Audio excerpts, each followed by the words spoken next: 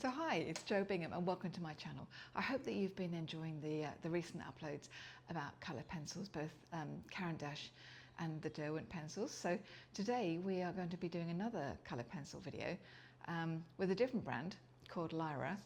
Now Lyra is another quality brand of colour pencil, and they're made in Germany, sold in most major art shops.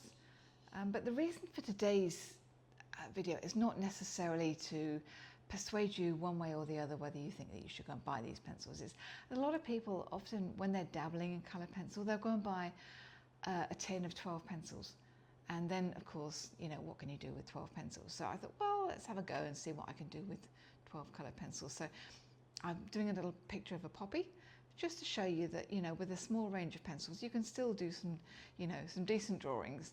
So I really hope that you enjoy the demonstration, and that that you get something out of it. So thank you very much. Okay, bye. So here we go. I have all my equipment. I've got paper stump, my eraser, the colours I'm going to use, my pencils, and my Canson Bristol paper. So you can see that I have already drawn my poppy up. So the Bristol paper is a really good paper for using with coloured pencils. It's got a very smooth white surface, and if you do a lot of drawing, I would probably recommend that you get a pad. It's different to cartridge paper. Cartridge paper has a very slight tooth on it, whereas this does not have a tooth. So it's really great for blending and, you know, getting nice sharp lines. But of course, when you're drawing, you also need to make sure that you keep your pencils sharpened. Otherwise, you know, your lines are indistinct. So I'm just starting to build up my layers.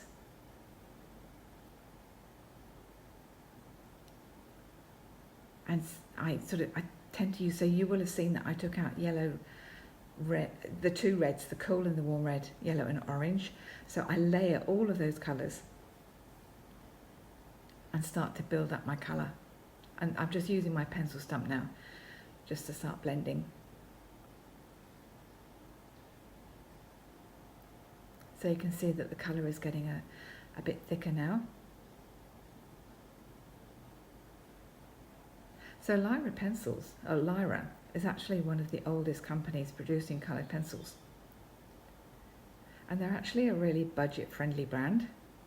So if you're thinking that you would like to go and buy sort of a bigger pack of coloured pencils, but you don't want to spend too much, probably Lyra is a good choice. They're professional pencils, but you know, they're not quite as expensive as the other well-known brands. The one thing I probably would say about them is that they are quite hard, and they don't blend probably as well as some of the other brands that I've gone. But the colour, the pigment, they're pigment rich, and they layer really well. They don't break very easily, which is always a good thing.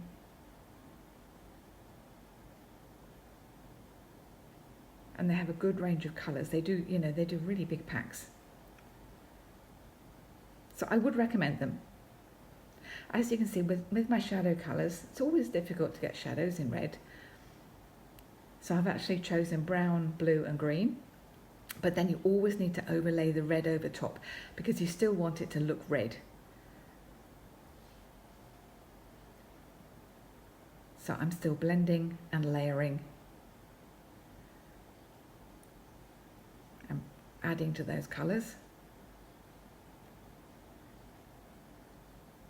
I still got a little bit of cream in there. Cream's quite a good blender. Sometimes if you just want to sort of, you know, unite all of your colours, just, you know, doing a layer of cream or white over the top helps blend. And I do love outlining what I'm drawing, as you know. So, you know, it just unifies everything. So I'm bringing in my darker reds here, my cooler red over the top, putting in a few of those creases.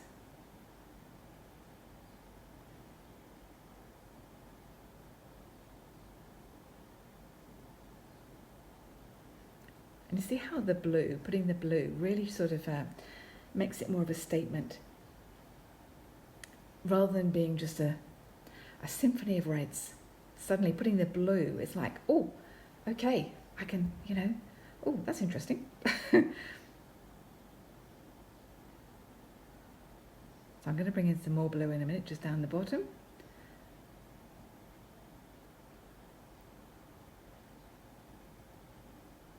So you don't restrict yourself to, you know, one or two colours.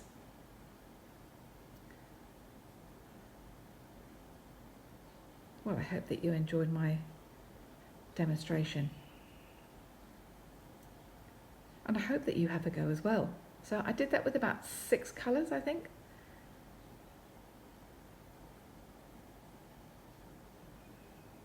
So let me know if you have any questions or you'd like to see, you know, a copy of the original photo.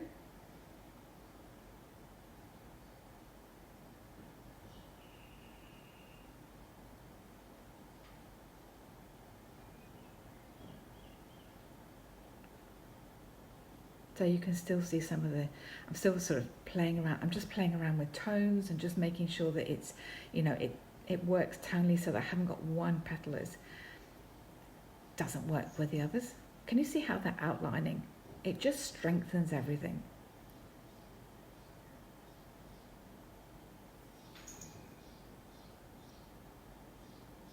There we go.